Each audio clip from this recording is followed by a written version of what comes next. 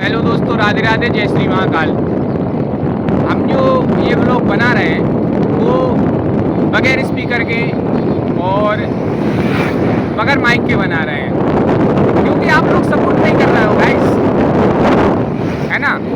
और फॉलो तो कर ही नहीं रहे हो हैं। फॉलो करो गाइस, कमेंट करो, शेयर करो।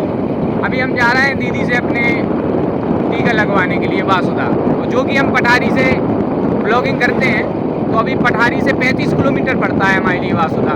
तो अभी यहाँ से भालबामोरा रह गया है 5 किलोमीटर।